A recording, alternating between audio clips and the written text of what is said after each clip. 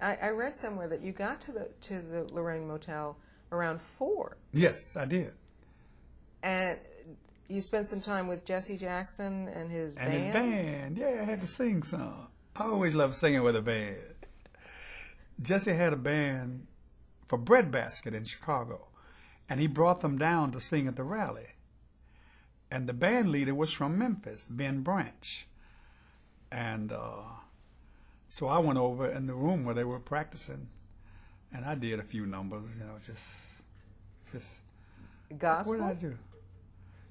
Yeah, gospel and Negro spirituals. I'm so glad trouble don't last always, something like that. I just like singing with the band. Then I went to the room at 5. I may have gone a little early in 5. They weren't there, so I went away and I came back at 5. He and Ralph were sharing the same room. And Ralph was shaving, and Martin had a no. First of all, I said, "It's 5 o'clock." He said, "Oh no, dinner's not till 6, and I am in no hurry. Have a seat." But that gave me the wonderful privilege to spend the last hour of his life on earth. 3 preachers in a room: Abernathy, King, and Kiles. And of that 3, I am the only one left. And so the press will say, well, what did 3 preachers in a room talk about? I say, we talk preacher talk.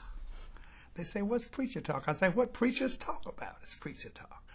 But it was light conversation. I mean, he was just in a just a lighthearted mood, full of jokes. And I just bought this house. He said, did you buy a new house? I said, yeah, I'm buying it. He said, well, don't be like that preacher in Atlanta. I won't call his name. But he bought a new house and invited Coretta and I to dinner. And we got there. It's a gorgeous house. But he didn't have any furniture. We had to eat dinner on a card table. The Kool-Aid was hot. The ham was cold. I don't like Kool-Aid. The biscuits were hard. He said, now if I go to your house and you ain't got no furniture or food, I will broadcast it on all the stations. Kyle's bought a house and came by food. Okay. He was speaking very affectionately about his dad. He said, you know, Dad, it's tough. I said, what?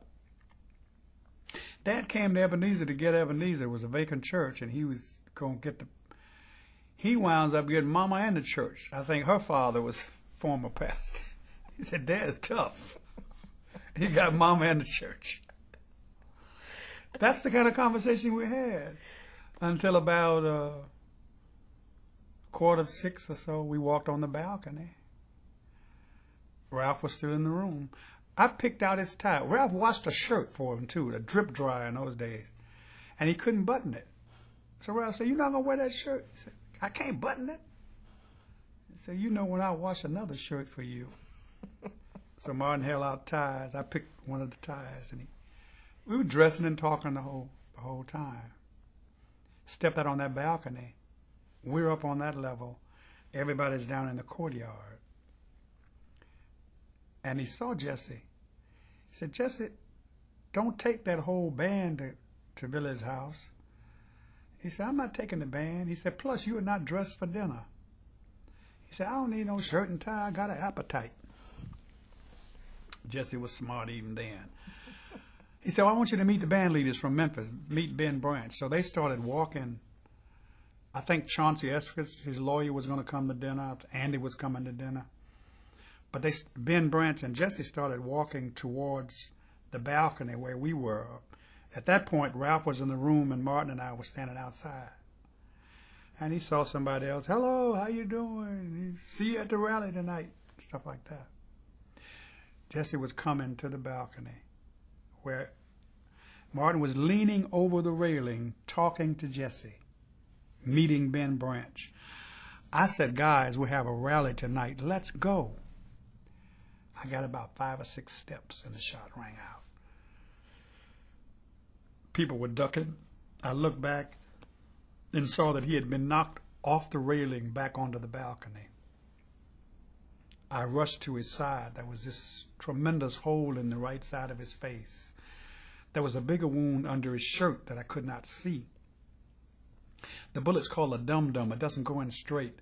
As it goes through the barrel of the gun, it heats up, and when it comes out, it mushrooms.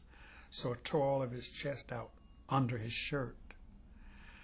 And then I ran in the room.